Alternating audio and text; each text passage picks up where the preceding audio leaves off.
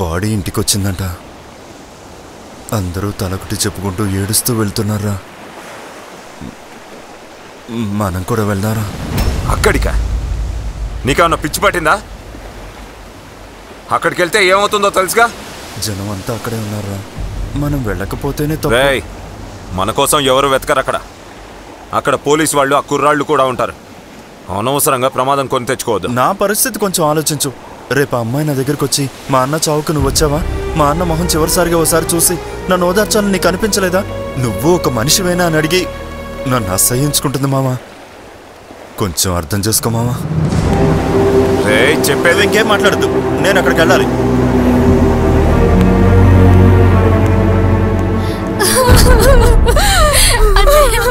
అయ్యో అయ్యో చేసి వెళ్ళిపోయాడు.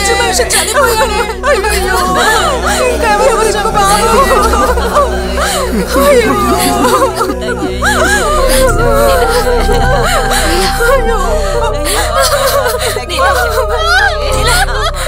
అయ్యో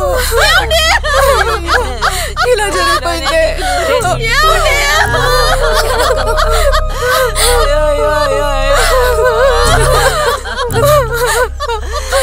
అయ్యో ఇంత మంచి మనిషి చనిపోయాడు. కుటుంబాన్ని అనాథం చేసి వెళ్ళిపోయాడు. ఎవరు దిక్కు బాబు. అయ్యో అయ్యో చెప్పి ఏ మొహం పెట్టుకొని వచ్చావురా ఇక్కడికి? పోరా బయటికి. మాల వేయడానికి వచ్చావా?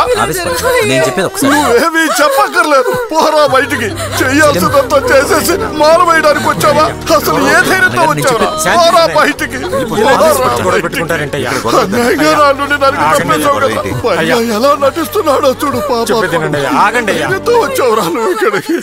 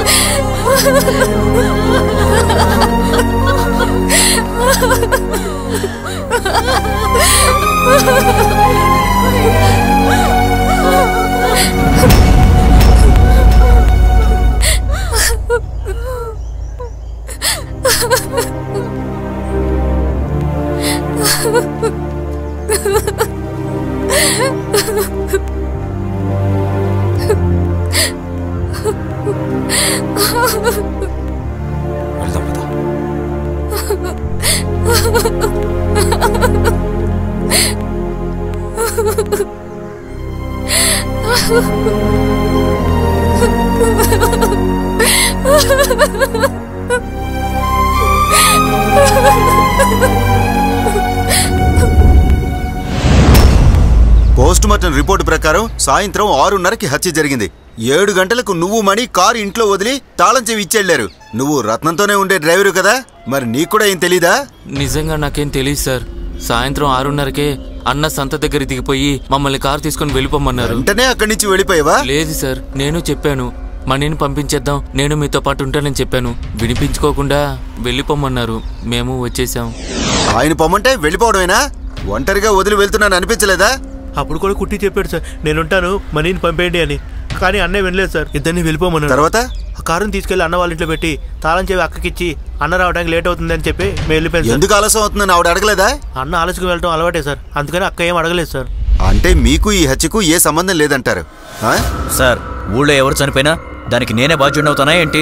చచ్చిన వారు ఎవరో ఒకరు కాదయ్యా, మీ పార్ట్నర్. మీరు వాళ్ళ ఇంటికి వెళ్ళారు, కేసు వాపస్ తీసుకోమని అడిగారు. ఆయన కాదన్నందుకు ఆయన్ను బెదిరించి వచ్చారు. అవును సార్, గొడవ లేకుండా చేద్దామని కేసు వాపస్ తీసుకోమన్నాను. ఏదో కోపంలో 4 మాట్లాడినాను. దాన్ని పట్టుకుని అతను నేనే చంపానని మీకు మీరే నిర్ణయించుకుంటే ఎలా? మీకు చేతనైంది మీరు చేసుకోండి, నేను కోర్టులో చూసుకుంటాను. చూసారుగా, ఎంత పొగరుగా మాట్లాడుతున్నాడో. వీడే అక్యూజ్డ్ అని నేను ఖచ్చితంగా చెప్పగలను.